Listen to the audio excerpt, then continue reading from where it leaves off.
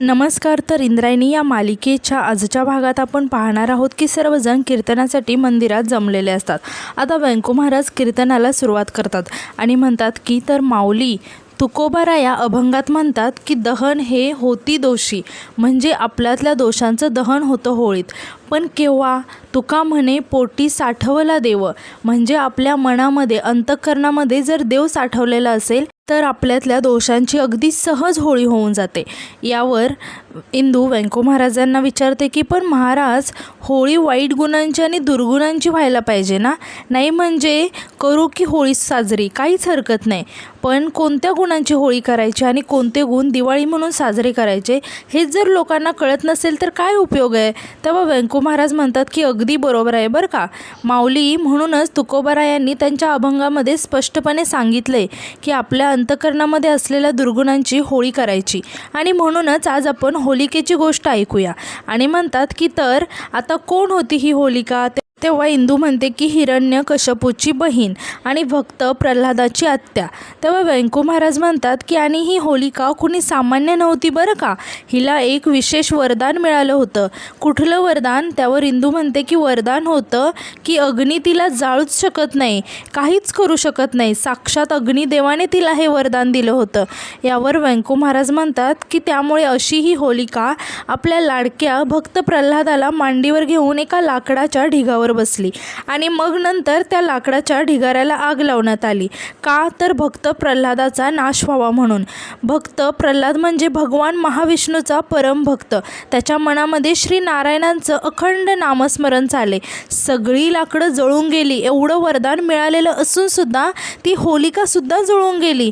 पण भक्त प्रल्हादाला मात्र काहीही झालं नाही. तो सुरक्षित आणि सुखरूप राहिला. याचं कारण नारायणाच्या नामस्मरणाची शक्ती त्याच्या पाठीमागे होते. याचं कारण सांगत असतानाच व्यंकू महाराजांना अचानकच ठसका लागतो. आता तेव्हा सर्वजण व्यंकू महाराजांकडे बघायला लागतात.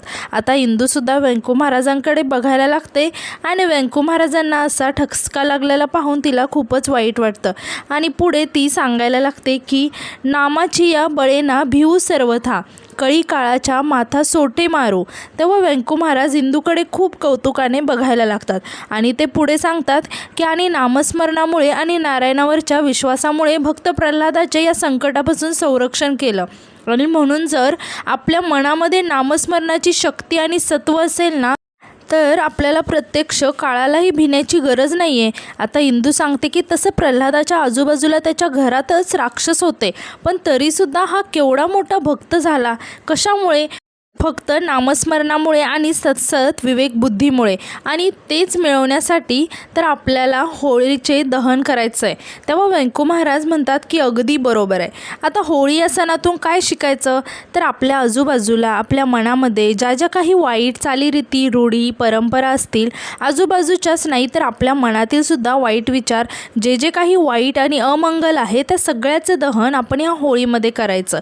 आणि मग या सगळ्यांमध्ये वाईट गोष्टी जळून जातात आणि मग जेवढं सत्य मंगल गोष्टी आहेत तेवढंच उरतात. आता इंदू व्यंकू महाराजांकडे खूप आश्चर्याने बघायला लागते आणि म्हणते की पण महाराज, एक अडचण आहे हो. आता वाईट गोष्ट जाळण्यासाठी ती ओळखायला आली पाहिजे ना, आणि आमच्यामध्ये तर काही वाईट गोष्टी नाहीच आहेत. आम्ही खूप भारी आहोत. वाईट कोण आहे? तर समोरची पार्टी. तेव्हा व्यंकू महाराज हसायला लागतात. आता इंदू म्हणते आणि जेव्हा आम्ही त्यांना सांगतो तेव्हा ते आम्हालाच ओरडतात. मग त्यांच्यातल्या वाईटपणाचं दहन कसं करायचं? यावर व्यंकू महाराज म्हणतात की माऊली, कसं आहे, वाईटपणा ही दाखवण्याची गोष्ट नाही आहे, ही प्रत्येकाला स्वतःपुरती जाणवण्याची गोष्ट आहे. कारण आपले अवगुण आपल्या लक्षात येणं ही पहिली पायरी आहे, कारण त्यानंतरच आपण त्या अवगुणांचा नाश करू शकतो. आणि तो ओळखण्याचं सगळ्यात सोपं साधन तुकोबारायांनी सांगितले, ते म्हणजे नामस्मरण. नामस्मरणाने चित्त शुद्धी होते तर आणि जी अशुद्धी आहे ते आपल्याला दूर करता येते. म्हणूनच तुकोबाराया यांच्या अभंगामध्ये म्हणतात की असं म्हणून ते तुकोबारायांचा अभंग म्हणायला लागतात. आता इंदूसुद्धा त्यांना साथ देते. आता कीर्तन झाल्यानंतर आपण इकडे पाहतो की मोठ्याबाई खूपच रागात असतात आणि त्यांना आठवत असते की त्या इंदूवरती हात उचलत असताना इंदूने त्यांचा हात पकडलेला असतो आणि तिने मोठ्याबाईंना चांगलेच खडे बोल सुनावलेले असतात. आता हे सगळं आठवून मोठ्याबाईंना खूपच राग येत असतो आणि त्या मनातच म्हणतात की माझ्या पोराचं भलं होणार होतं, तिथं पण हिचा घडा फिरवलाच हिने आणि त्यांना खूपच राग येत असतो आणि त्यांचा हात जोरा सोफ्याच्या खुर्चीवरती आपटतात. आता तितक्यात मोठ्या बाईंना कुणीतरी विचारतं की थंड सरबत घेणार का मोठ्या बाई. तेव्हा मोठ्या बाई विचारतात की कोण आहे. तेव्हा ती मुलगी दुसरी तिसरी कोणी नसून ती करिश्मा असते.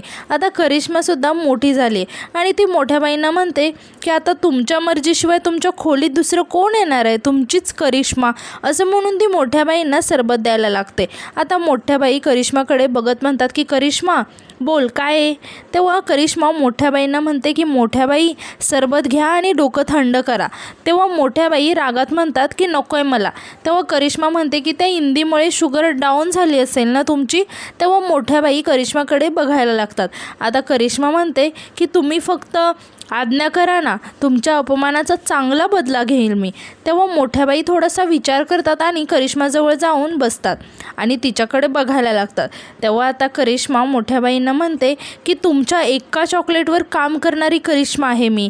आता मोठ्या बाई ते सरबत घेतात आणि त्या सरबताकडे बघायला लागतात. आता करिश्मा मोठ्या बाईंना म्हणते की तुम्ही फक्त छू म्हणा, जाते लगेच आणि काम करते, असं म्हणून ती हसायला लागते. तेव्हा मोठ्या बाईसुद्धा खुश होऊन करिश्माकडे बघत हसायला लागतात. तर यानंतर आपण पाहतो की व्यंकू महाराज मंदिरामध्ये येतात. तिथेच काही मुलं अभ्यास करत बसलेले असतात. तेव्हा व्यंकू महाराज त्यांच्याकडे बघत विचारतात की काय रे पोरांनो, अभ्यास करताय, परीक्षा आल्या असतील ना, आता चालू द्या तुमचं, असं म्हणून ते त्यांच्यासमोर असणाऱ्या बाकावरती जाऊन बसतात. आता व्यंकू महाराज खूपच थकलेले दिसत असतात. आता तेव्हाच तिथे इंदू येते आणि व्यंकू महाराजांकडे बघत त्यांना म्हणते की व्यंकू महाराज अहो कीर्तनानंतर पुन्हा मंदिरात. यावर व्यंकू महाराज सांगतात की अगं जरा इथे येऊन बसलं की मनाला शांती वाटते. आता इंदूसुद्धा त्या मुलांकडे बघायला लागते आणि त्यांना म्हणते की काय रे पोरांनो, 10वी ना, नीट अभ्यास करायचा, चिटिंग बिटिंग नाही करायची. तेव्हा ती मुलं हो म्हणून सांगतात. आता तितक्यात तिथे गोडकर येतात आणि घाईघाई त्या मुलांना उठायला सांगतात आणि म्हणतात की उरलेला अभ्यास घरी करायचा, चला चला उठा लवकर. तेव्हा व्यंकू महाराज आणि इंदू खूप शॉक होऊन गोडकरांकडे बघायला लागतात. आता व्यंकू महाराज गोडकरांना विचारतात की गोडकर मंदिर बंद करणार आहे म्हणजे. यावर गोडकर सांगतात की माफ करा महाराज, पण मला तसे आदेशच आहेत, आता रात्रीचं मंदिर बंद करायचं आहे. तेव्हा व्यंकू महाराज म्हणतात की अहो पण ही पोरं इथं अभ्यास करत बसले, त्यांनी कुठे जायचं. यावर गोडकर म्हणतात की ते काही असो, बंद म्हणजे बंद. आणि ते व्यंकू महाराजांना सुद्धा म्हणतो की व्यंकू महाराज तुम्ही सुद्धा निघा आता. तेव्हा इंदूला खूप राग येतो आणि ती रागातच गोडकरला म्हणते की ओ गोडकर, ही काय पद्धत आहे का महाराजांसोबत बोलायची. पुन्हा एकदा व्यंकू महाराजांसोबत असं बोलला ना तर गाठ माझ्याशी आहे. तेव्हा व्यंकू महाराज इंदूला शांत करत म्हणतात की इंदू थांब जरा. तेव्हा इंदू नाईलाजाने शांत बसते. आता व्यंकू महाराज त्या मुलांकडे बघायला लागतात आणि त्यांना म्हणतात की मुलांनो, तुम्ही आपापल्या घरी जाऊन अभ्यास करा. तेव्हा ती मुलं तिथून निघून जातात. आता इंदूला खूप वाईट वाटतं आणि ती व्यंकू महाराजांकडे बघून म्हणायला लागते की व्यंकू महाराज. तेव्हा व्यंकू महाराज इंदूला म्हणतात की इंदू, त्यांना बोलून काही उपयोग नाही आहे, हे फक्त हुकुमाचे गुलाम आहेत. यांनावरून जो काही आदेश येईल ना त्यांचं पालन ते करणारच, बाकी काही नाही. हे बघ मी असं करतो, मी वहिनींशी किंवा अधोक्षशी बोलतो. तेव्हा इंदूच्या काहीतरी लक्षात येतं आणि ती म्हणते की आदू, आणि डोक्याला हात लावते आणि व्यंकू महाराजांना सांगायला लागते की अहो व्यंकू महाराज, फंटा गँगने आदूच्या बड्डेची पार्टी ठेवली होती, विसरलेच मी, जाऊ का. तेव्हा व्यंकू महाराज हसायला लागतात आणि इंदूला म्हणतात की पळा. आता तेव्हा इंदू तिथून धावतच जायला निघते. तर इकडे व्यंकू महाराज विठुरायासमोर हात जोडून उभे राहतात. आता गोडकर व्यंकू महाराजांकडे बघायला लागतात आणि व्यंकू महाराजांना म्हणायला लागतात की ओ व्यंकट महाराज चला की लवकर. तेव्हा व्यंकू महाराज गोडकरांकडे बघायला लागतात आणि त्यांना खूपच वाईट वाटतं. आता व्यंकू महाराज मंदिराच्या बाहेर येतात तेव्हा गोडकर मंदिराला लॉक करतात. तेव्हा आता व्यंकू महाराज बाहेरूनच विठुरायाकडे बघायला लागतात आणि विठुरायाला तिथूनच नमस्कार करायला लागतात. तर दुसरीकडे आपण पाहतो की फंटा गँगने आदूच्या वाढदिवसाची खूप मोठी अशी तयारी केलेली असते. आता आदूसुद्धा तिथे असतो, पण तो खूपच नाराज दिसत असतो आणि तो सारखा टाईम बघत असतो. आता पप्प्या आदूला म्हणतो की अरे ये की लवकर, काप ना केक, वाढदिवसाच्या दिवशी असं दोस्तांना उपाशी ठेवणं खूप मोठं पाप असते रे. तेव्हा आदू म्हणतो की पप्प्या तू थोडंसं थांब ना रे, इंदूला येऊ दे मग केक कट करू. तेव्हा पप्प्या रागात म्हणतो की त्या इंदूला आधी फोन कर बघू, आणि तो परीला विचारतो की हे काय डब्यात. तेव्हा परी सांगते की शिरा आहे. तेव्हा पप्प्या म्हणायला लागतो की मी आता हा शिरा खाणार आहे. तेव्हा परी त्याला थांबवत म्हणते की नाही आहे, तो आदूसाठी आणलाय. तेव्हा पप्प्या म्हणतो की आदोक्षज महाराज तुम्ही थोडासा शिरा खावा ना, ना, बाकीचा मी खातो. तेव्हा आदू वैतागत म्हणतो की अरे पप्प्या थोडंसं थांब रे, इंदू आली ना की तू शिरा पण खा आणि केक पण खाऊन घे एकदाचा. तेव्हा पप्प्या वैतागत म्हणतो की इंदू माझा जीव गेल्याशिवाय येणार नाही. तितक्या तिथे इंदू येते आणि पप्प्याचं ऐकून त्याला म्हणते की मेन माणसाबद्दल बोलताना रिस्पेक्ट देऊन बोलायचा. तेव्हा सर्वजण खुश होऊन आता इंदूकडे बघायला लागतात. आता आदूसुद्धा खूप खुश होतो आणि इंदूकडे बघत म्हणतो की आली बघ. आता इंदू आणि सर्व फंटा गँग मिळून केक कापायला लागतात. तेव्हा इम्रान म्हणतो की आदोक्षज लवकर लवकर केक काप, त्या पप्प्याच्या पोटात कावळे ओरडायला लागलेत. आता आदू म्हणतो की सगळे आलेत पण गोपाळ दादा पाहिजे होता ना रे, छान वाटलं असतं. आणि तो थोडासा इमोशनल होत म्हणतो की नाही पण ठीक आहे. आता इंदूला सुद्धा खूप वाईट वाटतं आणि ती पप्प्याला म्हणते की काय रे पप्प्या नाहीच येत म्हणाला का रे तो.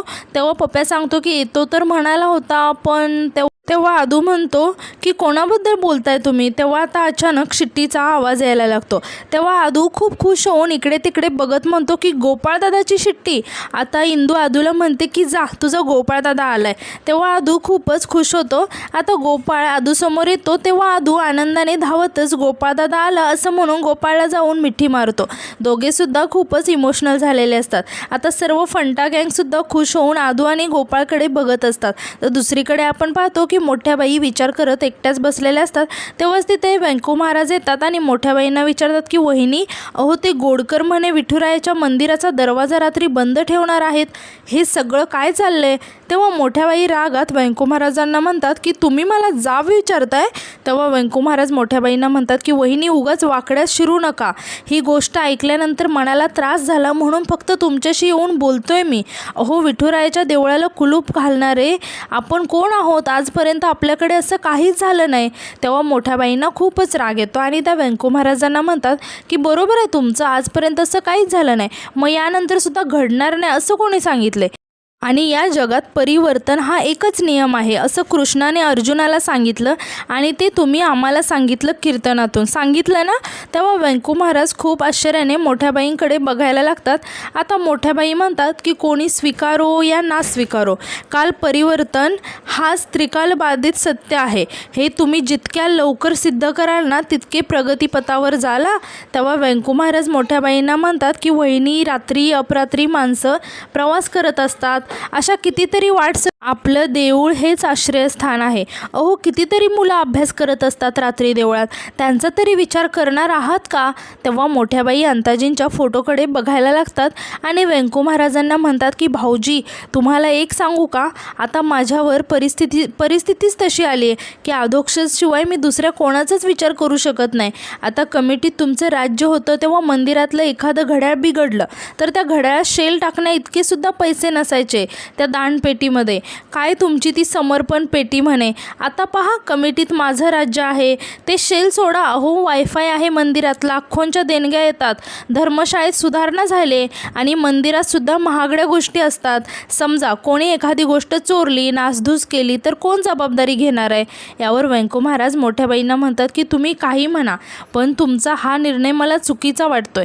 तेव्हा मोठ्याबाई व्यंकू महाराजांना म्हणतात की कमिटीतल्या बाकीच्या सदस्यांना तो पटलाय, त्यांचा याच्यावरती काहीच म्हणणं नाही आहे. भाऊजी निर्णयाबद्दल तर तुम्ही मला आता सांगूच नका.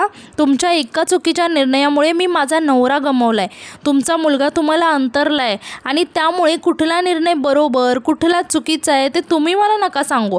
तेव्हा व्यंकू महाराजांना खूप वाईट वाटतं आणि ते राम कृष्ण हरी असं म्हणून तिथून निघून जातात. तर मोठ्या बाई खूपच रागाने व्यंकू महाराजांकडे बघत असतात आणि आजचा भाग इथे संपतो. धन्यवाद.